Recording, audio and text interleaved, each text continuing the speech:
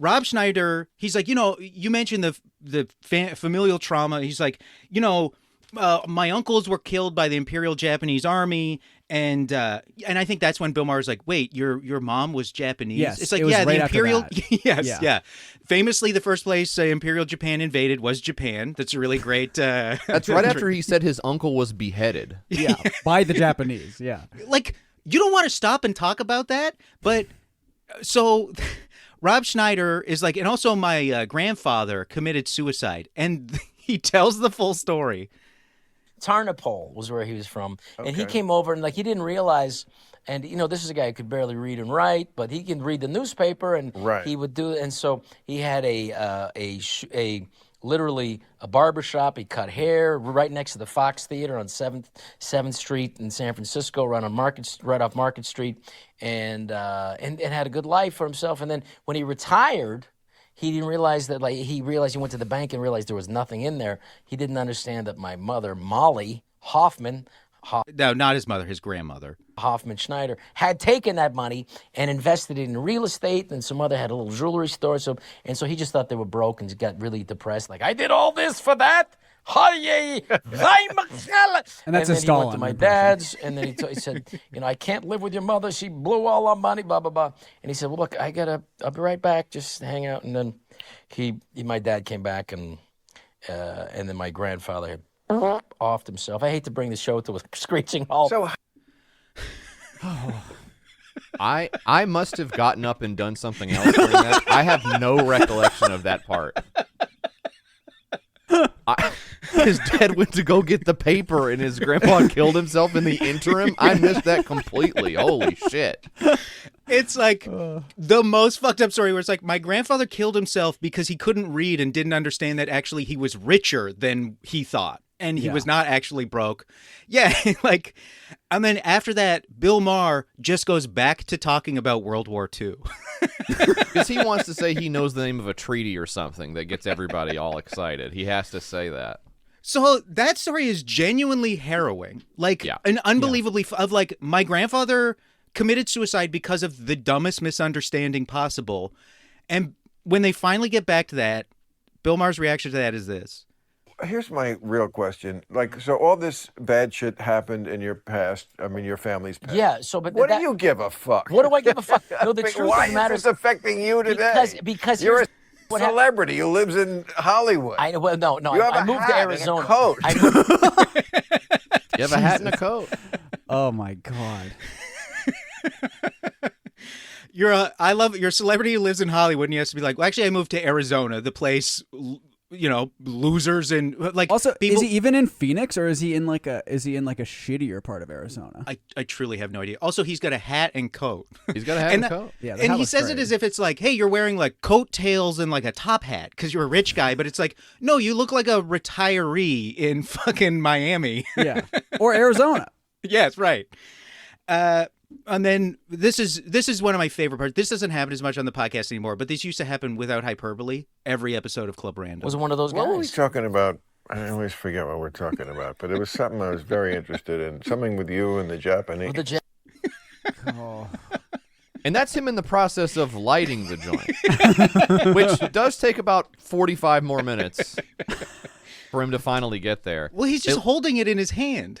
Yeah. He's fumbling with it the entire time. You pointed this out yesterday, JF, on stream. We were talking about it. Did you watch him smoke it at all? Did he hit it at all after you came back to it this morning? Maybe once.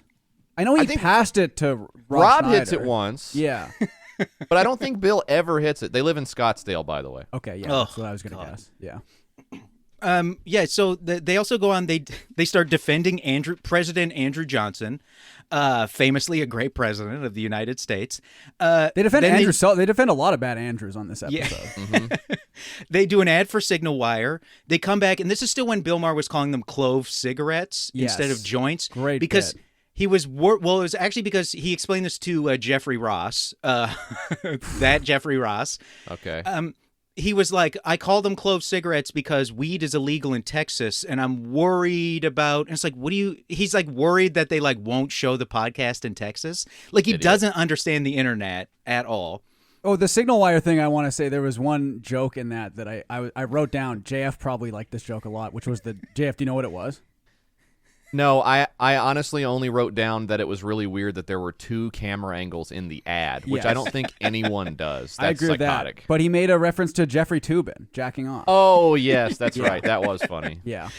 The thing with the 2 cameras is they'll do multiple camera angles and then still leave in his mistakes during the ad. Unreal. And then they spend a long time. Bill Maher gets insanely angry. The second they start talking about Trump refusing to concede the election, Bill Maher gets unbelievably wound up. Like, sincerely, unbelievably angry with Rob Schneider, who is sitting there being like, I'm just asking questions. I'm just asking, man. I'm not. And he's like trying to diffuse the tension by laughing in exactly the same tone, cadence, and sound as Greg Gutfeld laughs. He laughs exactly like Greg Gutfeld. It's really bizarre. That sucks that you know that. Well, I also watched the Club Random that Gutfeld was on. They do that one at the bar, and a lot of the camera angles are like shot diagonally down so you can see the back and top of Greg Gutfeld's head through a lot of the episode. That's called the Stefan and JF killer. You're not allowed to do that one on us. Yeah, so this is an example of him getting insanely pissed off. It's I don't get it. Where you guys who are, you're so sane, I think, on so many other things where you confront wokeness in the same way I do. Yeah. But I don't know what this affection you boys have for Donald Trump is. No, it's not necessary. I wrote that quote down verbatim as well because it was, and I wrote down, Bill, you're so close to getting it. Yeah, because the truth of the matter is as awkward and I don't know, shamed almost Bill Maher was in the beginning of this interview. He dog walked Schneider for the rest, like this 10 or 15 minutes, where he's just literally putting it to him like, okay, the things you are saying you don't support are the things that Trump has literally done over and over again, with a magnitude far outpacing even the most corrupt presidents or heads of state in all of history. And Rob Schneider's like, oh yeah, but he has nothing. He can't. Yeah, he can't. He's making Bill seem like word. sane, like he's making good points because he is making good points because it's the fucking easiest. It's the argument easiest to win. layup there is, and he's nailing it. And you're like, man, Bill Maher, God, this guy's a fucking idiot, but he's got this right at least. But then he gives it away. Like at the end of the segment, he ends up just going like, yeah, well, whatever. We agree on the important stuff. Yeah. And I think this segment, Rob Schneider literally says, like, I'm not a Trump supporter. I'm not a conservative. I'm not a conservative. And then later on in the show says, oh, I am a conservative. Yes. Yeah, I definitely have that clip of him. Okay. Yeah. He spends the whole episode being, they say I'm conservative. I'm not. I'm a classical liberal. Oh, my. The thing, if you hear anyone say that, they are the stupidest motherfucker in the world. And he doesn't land it, though. Like, Ben Shapiro and those guys, like, land the plane on that a lot, where by the Dave time Rubin they get... is the big one. Yeah, you get to the end, you go like, well, fine, I don't know what these guys believe. but Rob Schneider is like saying what he believes. You're not supposed to be that. You're not supposed to actually say what you believe, dude. Then you can get challenged on it. You know, you're just supposed to make assumptions and guesses and questions and go, I don't know. Rob Schneider also compares Trump denying he lost the 2020 election to John Lewis not liking Donald Trump. Yeah. That's when he starts bringing up Gabor Mate. And they also, did you guys catch the reference, Bill Maher, when he briefly talked about the film Pizza Man he was in? Yes. You guys got to see this thing. He's like, we had all these celebrity impersonators. The celebrity impersonators are the worst shit. They're all so fucking bad. His Michael Dukakis, and the scenes go on forever, and it'll just be Bill Maher in a pizza guy outfit, standing there talking in a half-assed, like, 40s detective voice, talking to a guy doing the worst Ronald Reagan you've ever seen. Oh, my God. And it goes on for 7 minutes, and it is staged where they stand there and they talk to each other for 7 minutes. Because he's delivering the pizza to them, I guess, right? Is that what it is? He's already delivered he's trying to track down the money for the pizza. Also, It was directed by the guy who wrote the original screenplay for Pretty Woman.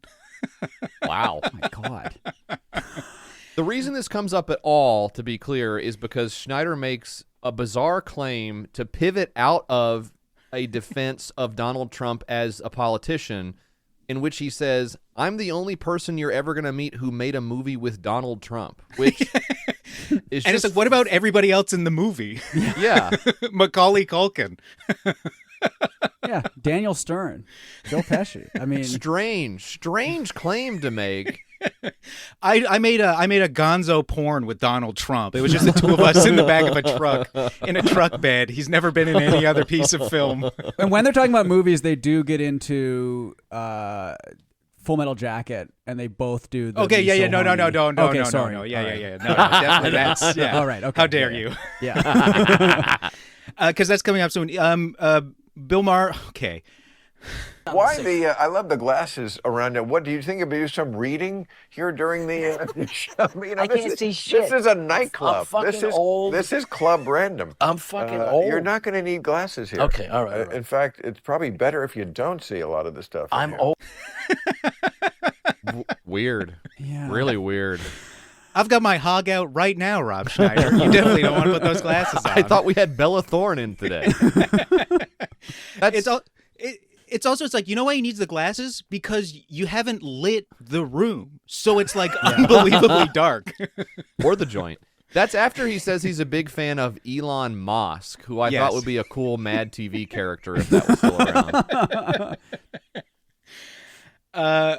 Or I think they could just do we've got Elon Musk, and then it's like, no, it's not the inventor. It's a guy who's always attracting deer when he's out in the wild because of his strong odor. Yes, That's funny. But you'd almost have to have Elon Musk on your sketch comedy show to make that work. But I don't think anyone would do that. Bill Maher did do a Mad TV sketch one time as himself to show he's a good sport, because I think they would have Phil Lamar do Whiteface and do Bill Maher. Yeah.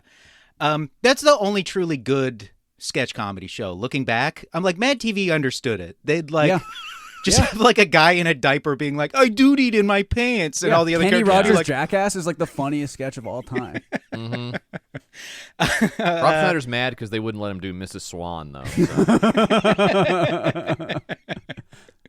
And then so then they have I think I did not. So I think this is the they're talking about Full Metal Jacket here. Okay, yeah. Me so horny. Yeah. He's He's so horny. And then I that show got- you good time. And then that got into a song. Remember that? No, By no. Two Live Crew?